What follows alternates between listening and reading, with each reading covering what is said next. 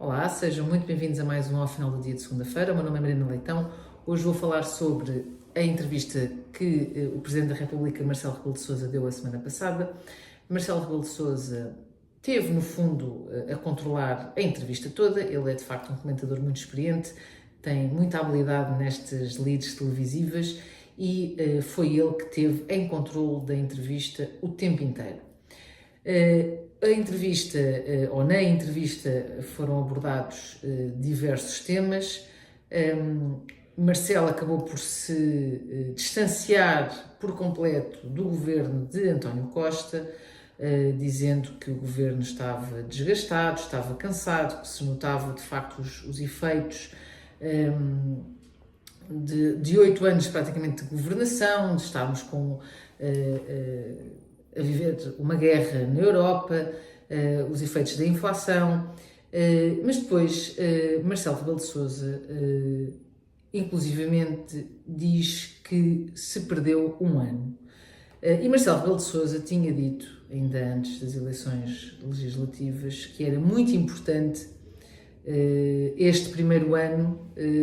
para o governo, exatamente porque este primeiro ano de eleições,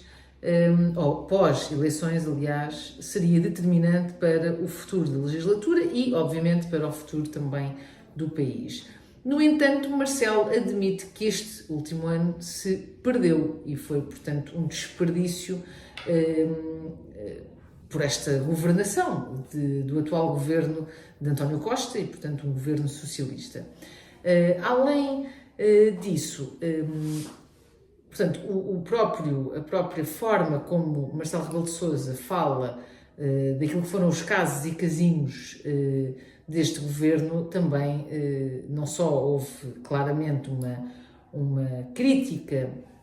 a essas situações, como também um desmarcar-se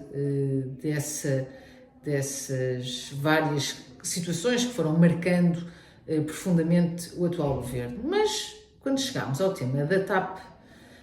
em que foi perguntado diretamente a Marcelo Rebelo de Sousa se ele considerava que as responsabilidades políticas já tinham sido retiradas e que, portanto, para Fernando Medina não havia mais responsabilidades a retirar, e aí Marcelo Rebelo de Sousa disse que sim, que considerava que as responsabilidades políticas estavam sanadas com a saída de Pedro Nuno Santos e do secretário de Estado na altura de Pedro Nuno Santos, e que, portanto, considerando que a situação da indemnização a Alexandra Reis tinha ocorrido antes ainda,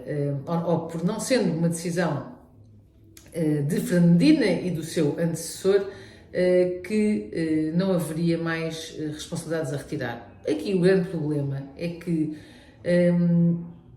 no fim do dia, a responsabilidade de contratar Alexandra Reis e com muita probabilidade com conhecimento concreto da situação da saída da TAP, entrada para a nave e a seguir contratação para o governo, era Fernando Medina. Foi Fernando Medina que tomou a decisão de contratar Alexandra Reis. E, portanto, sim, Fernando Medina continua a ser responsável por esta situação que acabou por originar, entretanto, toda esta atrapalhada que nós já conhecemos, que foi a Alexandra Reis ter saído ao fim de 26 dias após a sua nomeação, de, entretanto, terem sido demitidos em direto na televisão a CEO e o presidente do Conselho de Administração da TAP, que, entretanto, obviamente, que vai, no fundo, resultar num litígio entre a CEO e o Estado, porque ela põe em causa essa demissão, por justa causa, e inclusivamente essa demissão em direto não passou pelos trâmites que deveria ter passado e, portanto, em bom rigor ainda nem sequer se materializou, porque não poderia, obviamente, ter sido feito dessa forma. Portanto, tudo isto é uma atrapalhada e custa muito, mesmo muito, assistir ao Presidente da República, que apesar de ter feito algumas críticas ao Governo, todas elas muito justas, neste caso em concreto, acabou por não só alinhar na isenção de responsabilidade de Fernando Medina, como em não em não sentir que a gravidade da situação é de tal ordem que merecia efetivamente uma crítica severa e, quem sabe, até consequências mais drásticas do que aquelas